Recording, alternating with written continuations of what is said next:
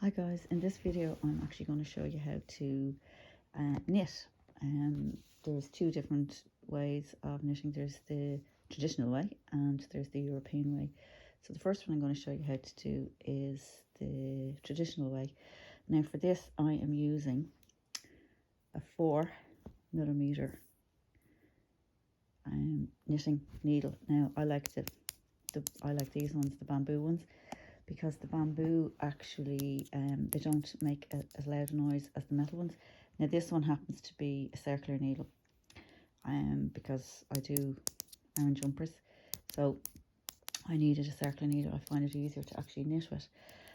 Also I'm using the James Brett or the Patons double knit, and as you can see on the actual ball of wool, it says the needles appropriate for this wool is 4mm.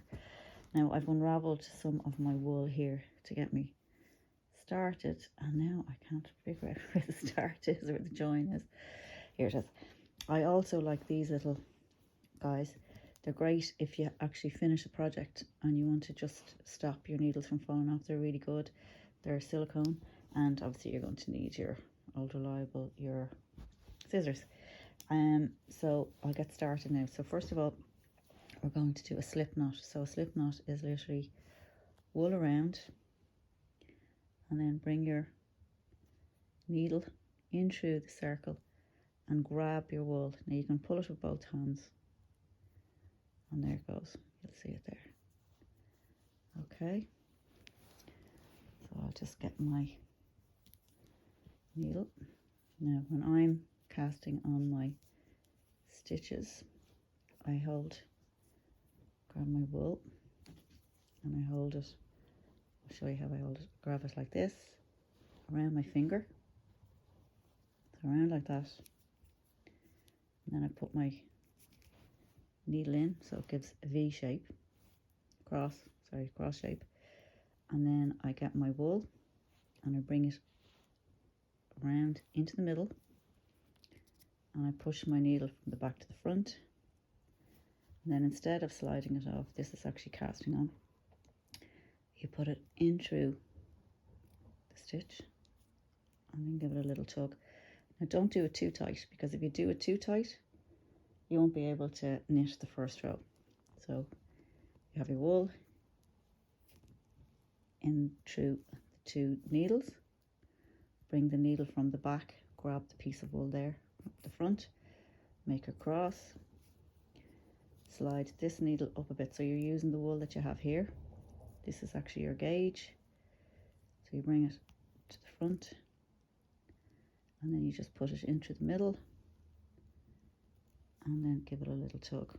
You go into the stitch you just made, do the same, the cross into the middle, bring it from the back to the front, give a little bit of a tug, put your needle into the stitch, take it off, give it a little tug. So for the purpose of this video, I'm only going to do 10 stitches to show you, so it won't be too long of a video. And in. Okay, so you've got 1, 2, 3, 4, 5. So in, around, it's in the middle. You're using your needle to grab the piece of wool that you've just been working on. You slide it up and then you push in through the one that's on your other needle. Okay, so when you go, make your cross. If you look into the middle, you'll see the wool is going under into the middle. Bring your needle, I use my finger to push it initially, so you have it there. This is the gauge I was telling you about. This is your wool you're working with. Put it into the middle of your stitch and then take it off. So we've got 2, 4, 6, 7. Okay, we do the next one. 8.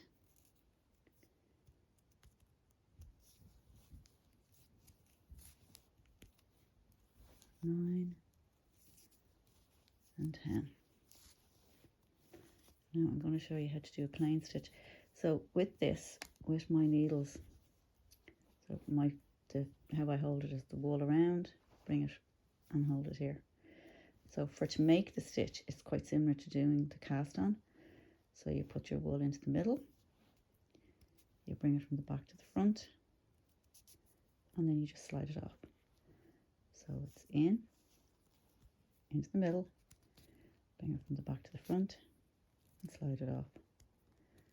So make your cross, wool goes under and into the middle, bring it from the back to the front, and slide it off. And this is called knit stitch. You're knitting this one. This is the first row. So, and really for this particular stitch, if you want to just do a plain stitch, this is what you do, and you just continue on to the very end. So it's in, wool into the middle, bring this one from the back to the front, and slide it off. So in, around, back to the front, slide it off. And you do the same with the very last one. So you go in, wool around, bring this one from the back to the front, and slide it off. As you can see, I actually held the tail for the last one. If you give the stitch a little bit of a tug there at the very end, and what you do is you just transfer your needles from one side, and then make sure you don't knit with the small tail. So finger holding the wool properly it's good, because this is your gauge.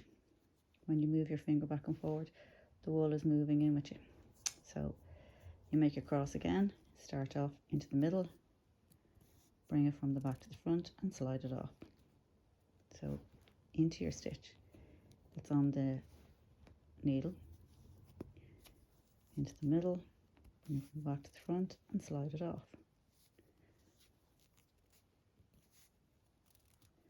So as I actually hold my knitting with this hand, and then as I'm working with it, I actually bring my thumb up to hold, bring it into the middle, then I use this finger to bring it from the back to the front, and then I hold it so it doesn't, all the stitches don't come flying off, because they can be, if your wool is loose,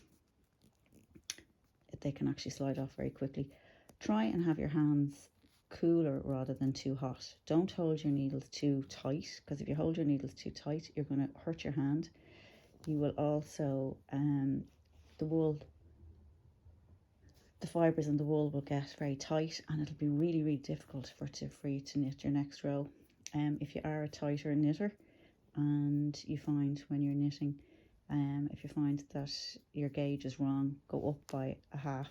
I would go up to a 4.5 with double knit, or you can even go up to a 5, depending on how tight or loose you are at your tension is.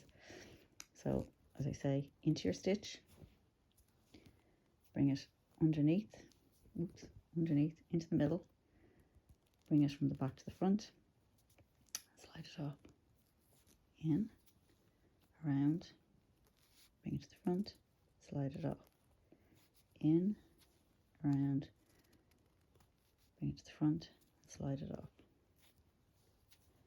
And you do this all the way across. Now you can continue on, literally that's all you have to do.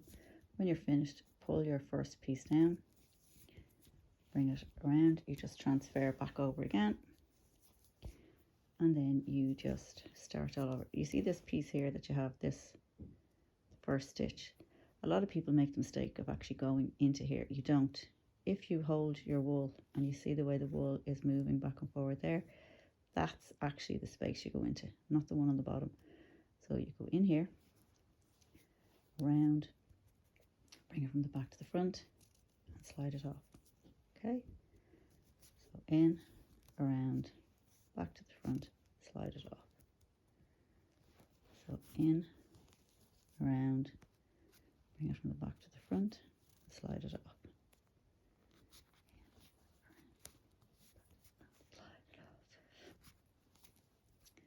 Now this is the traditional way of doing a plain stitch. In the next video, I will show you how to do, I think it's the European way they call it. So like the very end one, a lot of people make the mistake. A lot of the kids that I work with, they don't actually, for some reason, they don't like actually knitting the last stitch. So don't forget you do exactly the same all the way down to the very end. And then just use your little tail to give it a little bit of a tug. So that is how you do a plain stitch. I will finish off here, and I will do, in my next little video, I will do how you do the European stitch. If you find this one is a little bit too complicated, the European stitch might be an easier option for you. I find some kids can find this one and some adults find this one easy. And a lot of the children that I work with during the morning time I do knitting with, there's a few kids that this is a little bit too much for them. Same with adults, it's a little bit too much, so the European version might be the easier option for you. So I hope you like this video. So please subscribe and share, and I'll see you in the next one. Thank you. Bye.